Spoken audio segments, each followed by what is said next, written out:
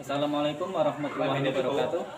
Kami dari kelompok 3 dengan anggota Alim Wirayuda, Ahmad Fauzan, Dedi Hermawan, dan Tufatul Asna Hasani akan mempresentasikan tugas makalah PPKN dengan tema identitas nasional. Demikian presentasi ini akan disampaikan oleh Saudara Dedi Hermawan.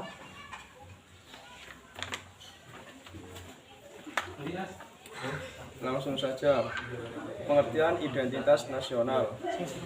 Istilah identitas nasional secara terminologis adalah suatu ciri yang dimiliki oleh suatu bangsa yang secara filosofis membedakan bangsa tersebut dengan bangsa yang lain.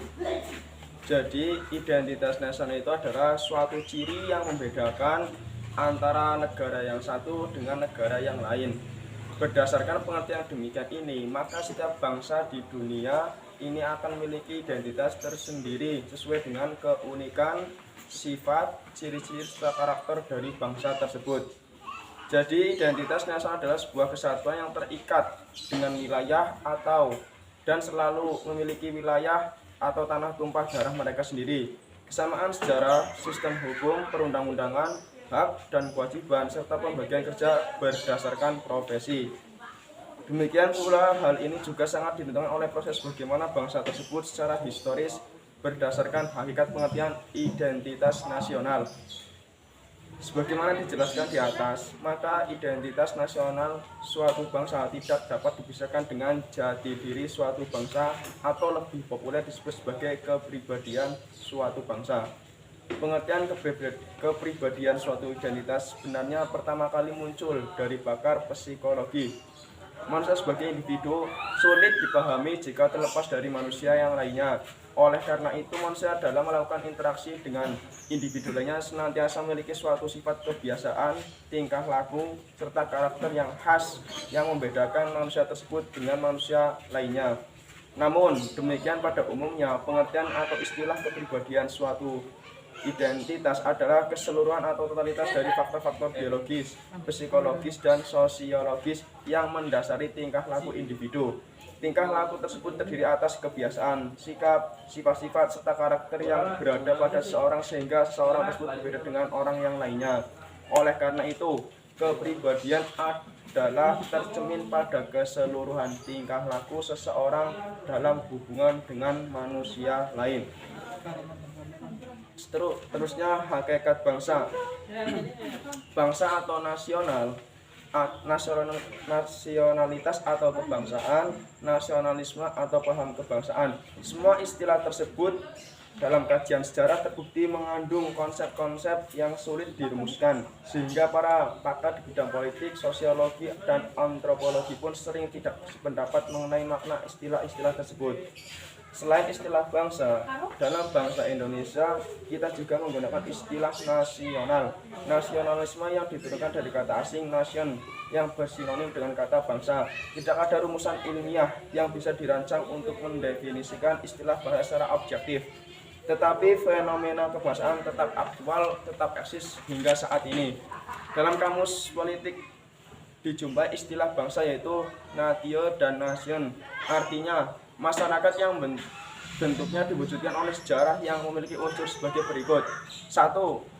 Kesatuan bahasa, 1 kesatuan daerah, 1 kesatuan ekonomi, 1 kesatuan hubungan ekonomi, 1 kesatuan jiwa yang terlukis dalam kesatuan budaya. Istilah nasion mulai populer sekitar tahun 1835 dan sering diperdebatkan, dipertanyakan, diperselisihkan apakah yang dimaksud dengan bangsa. Salah satu teori tentang bangsa sebagai berikut. Pembahasan mengenai pengertian bangsa dikemukakan pertama kali oleh Ernest Renan pada tanggal 11 Maret 1882. Yang dimaksud dengan bangsa adalah jiwa, suatu asas kerohanian yang timbul dari 1. Kemuliaan bersama di waktu lampau yang merupakan aspek historis.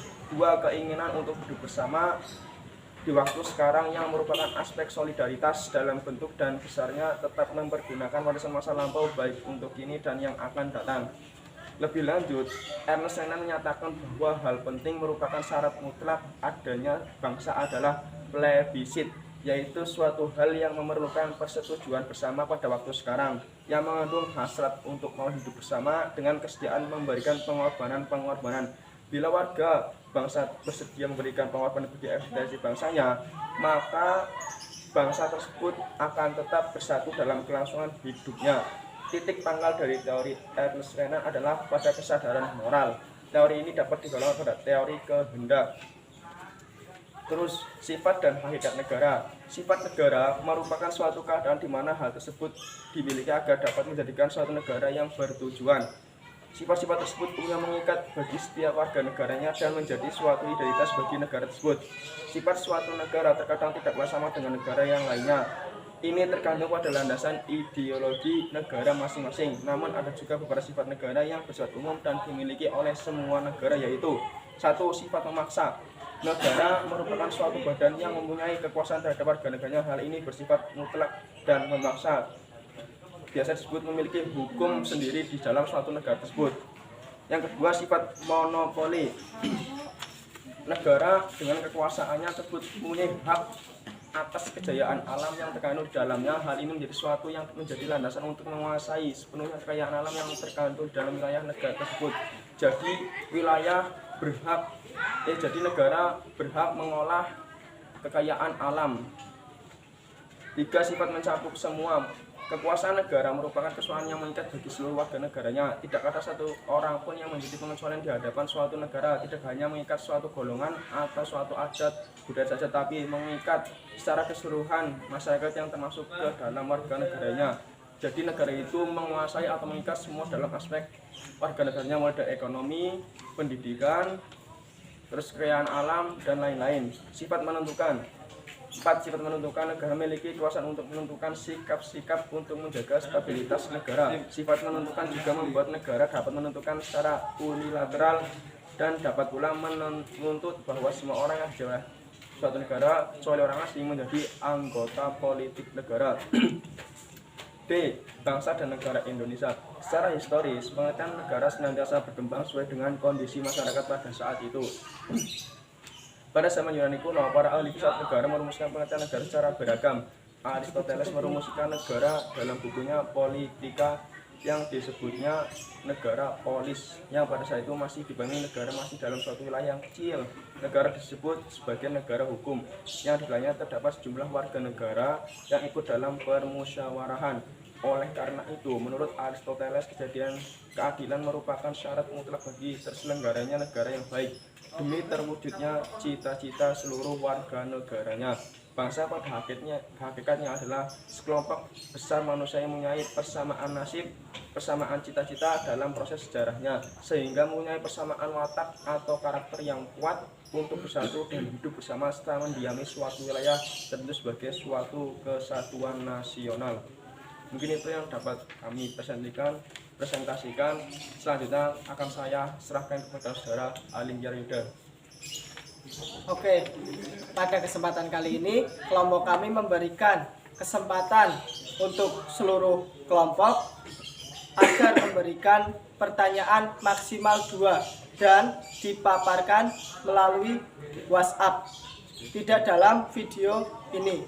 Cukup sekian presentasi dari kami, kurang lebihnya mohon maaf. Wassalamualaikum warahmatullahi wabarakatuh. Waalaikumsalam.